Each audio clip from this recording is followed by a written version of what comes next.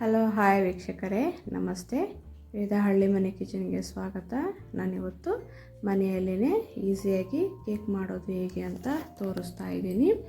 Cake ಮಾಡೋದಕ್ಕೆ ನಾನಿಲ್ಲಿ 2 ಕೋಳಿ ಮೊಟ್ಟೆ ಮತ್ತು ಅರ್ಧ ಗ್ಲಾಸ್ ಹಾಲು, 1 ಗ್ಲಾಸು ಮೊಸರು, ಸ್ವಲ್ಪ ಬೀಟ್ರೂಟ್ ಜ್ಯೂಸು, 2 ಡೈರಿ ಮಿಲ್ಕ್ ಚಾಕ್ಲೇಟ್ನ ಮೆಲ್ಟ್ ಮಾಡಿ ತೊಗೊಂಡಿದ್ದೀನಿ.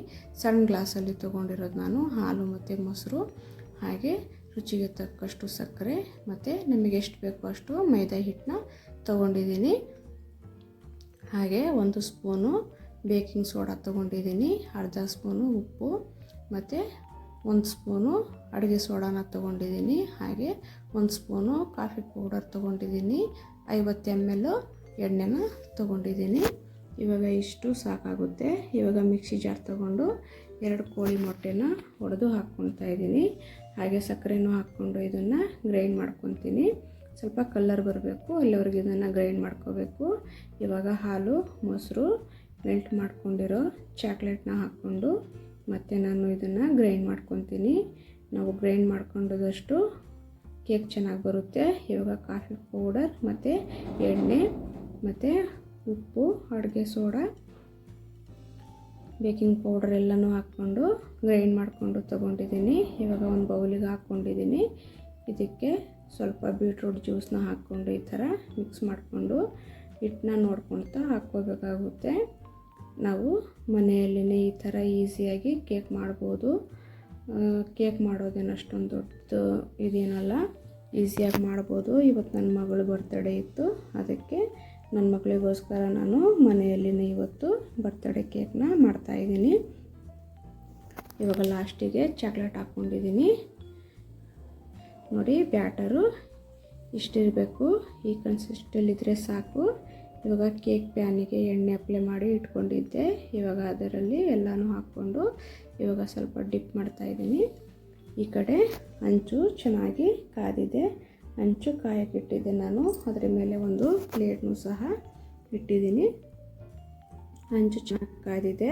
ಇವಾಗ ಕೇಕ್ ಪ್ಯಾನ್ನ ಅದ್ರ ಮೇಲಿಟ್ಟು ಮತ್ತು ನಾನು ಬೌಲ್ನ ಈ ಥರ ಉಲ್ಟಾ ಮತ್ತು ನಾನು ಎಲ್ಲೂ ಗಾಳಿ ಹೋಗ್ಬಿಡ್ದು ಆ ಥರ ಕವರ್ ಮಾಡಿ ಮುಚ್ಚಿದ್ದೀನಿ. ಇದು ಒಂದು ಅರ್ಧ ಗಂಟೆ ಬೇಕಾಗುತ್ತೆ. ಇವಾಗ ನೋಡಿ, ನಾನು ತೆಗೆದು ತೋರಿಸ್ತಾ ಇದ್ದೀನಿ. ಇವಾಗ ಕೇಕ್ ಆಗಿದೆ ನೋಡಿ. ಟೂತ್ಪಿಕ್ಕಿಂದ ಈ ಥರ ಡಿಪ್ ಮಾಡಿದ್ರೆ ಎಲ್ಲೂ ಅಂಟ್ಕೊತಾ ಇಲ್ಲ. ಇವಾಗ ನಾನು ತೆಗೆದು ತೋರಿಸ್ತಾ ಇದ್ದೀನಿ. ತಣ್ಣಗಾದ್ಮೇಲೆ ನೋಡಿ, ಅದು ಕೆಳಗಿನ ಭಾಗ ಚಾಕ್ಲೇಟು ಕೆಳಗೆ ಕುತ್ಕೊಂಡಿದೆ. ನೋಡಿ ಎಷ್ಟು ಸಾಫ್ಟಾಗಿದೆ ಅಂತ. ಇವಾಗ ನಾನು ಕಟ್ ಮಾಡಿ ತೋರಿಸ್ತಾ ಇದ್ದೀನಿ. ಮನೆಯಲ್ಲೇ ತುಂಬ ಈಸಿಯಾಗಿ ಸರಳವಾಗಿ ಮಕ್ಕಳಿಗೋಸ್ಕರ ಕೇಕ್ನ ಮಾಡ್ಬೋದು. ಯಾಕಂದರೆ ಬೇಕ್ರಿಗಳಲ್ಲಿ ನೋಡಿ ಎಷ್ಟು ಚೆನ್ನಾಗಿ ಬಂದಿದೆ ಅಂತ. ಸೆಂಟ್ರಿಗೆ ಈ ಥರ ಹೋಲ್ಗಳು ಇರ್ತಾವಲ್ಲ, ಆ ಥರ ಇದ್ದರೆ ಕೇಕು ಪರ್ಫೆಕ್ಟಾಗಿ ಬಂದಿರುತ್ತೆ ಅಂತ. ಇವಾಗ ನಾನು ಜಾಮನ್ನ ಹಚ್ಕೊತಾ ಇದ್ದೀನಿ. ನಾನು ಫ್ರೂಟ್ ಜಾಮು ಮನೆಯಲ್ಲೇ ಮಾಡ್ಕೊಂಡಿರೋದು. ಇವಾಗ ಕೇಕಿಗೆ ಈ ಥರ ಅಪ್ಲೈ ಮಾಡಿಬಿಟ್ಟು ಮೇಲ್ಗಡೆ ಸ್ವಲ್ಪ ಬಾದಾಮ್ ಪೌಡ್ರನ್ನ ಹಾಕ್ತಾಯಿದ್ದೀನಿ. ಮತ್ತು ಇನ್ನೊಂದು ಪೀಸಿಗೂ ಸಹ ನಾನು ಜಾಮನ್ನ ಹಾಕ್ಕೊಂಡು ನೋಡಿ ಈ ಥರ ಇಟ್ಬಿಟ್ಟು ಮತ್ತು ನಾನು ಮೇಲೆಲ್ಲ ಜಾಮನ್ನ ಅಪ್ಲೈ ಮಾಡ್ಕೊತಾ ಬರ್ತಾಯಿದ್ದೀನಿ. ಯಾಕಂದರೆ ತುಂಬ ಚೆನ್ನಾಗಿರುತ್ತೆ ಅಂತ. ಯಾಕಂದರೆ ನಾವು ಯಾವ ಕ್ರೀಮ್ಗಳನ್ನ ಹಾಕ್ತಾಯಿಲ್ಲ. ನಮಗೆ ಎಷ್ಟು ಟೇಸ್ಟ್ ಬೇಕೋ, ನಮಗೆ ಯಾವ ಥರ ಇರಬೇಕೋ ಆ ಥರ ನಾನು ಮಾಡ್ಕೊತಾ ಇದ್ದೀನಿ. ಇವಾಗ ನೋಡಿ, ನಾನು ಕ್ರೀಮನ್ನು ಸಹ ನಾನು ಮನೆಯಲ್ಲೇ ಮಾಡ್ಕೊಂಡಿರೋದು. ಕ್ರೀಮಿಂದು ವಿಡಿಯೋ ಹಾಕಿಲ್ಲ, ಇನ್ನೊಂದು ಸತಿ ನಾನು ವಿಡಿಯೋನ ಹಾಕ್ತೀನಿ ಮಾಡಿದಾಗ. ನೋಡಿ, ಈ ಥರ ಈಸಿಯಾಗಿ ಮನೆಯಲ್ಲೇ ಮಾಡ್ಕೋಬೋದು. ನಾವು ಬೇಕರಿಯಿಂದ ಕೇಕ್ ತರೋ ಬದಲು ಮನೆಯಲ್ಲೇ ಹೆಲ್ದಿಯಾಗಿ ಆರೋಗ್ಯಕರವಾದ ಕೇಕ್ನ ಮಾಡಿ ಮಕ್ಕಳಿಗೆ ಕೊಡ್ಬೋದು, ನಾವು ಸಹ ತಿನ್ಬೋದು. ಯಾಕಂದರೆ ಕ್ರೀಮ್ ಜಾಸ್ತಿ ಎಣ್ಣೆ ಡಾಲ್ಡಾದಲ್ಲಿ ಹಾಕಿ ಮಾಡಿರ್ತಾರೆ.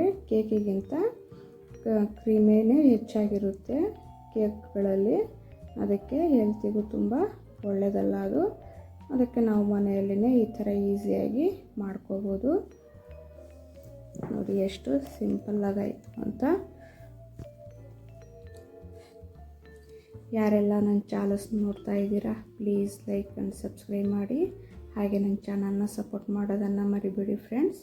ಈ ರೆಸಿಪಿ ನಿಮ್ಗೆ ಇಷ್ಟ ಆದರೆ ಹೇಗೆ ಬಂತು ಅಂತ ಕಮೆಂಟ್ ಮಾಡಿ. Thank you.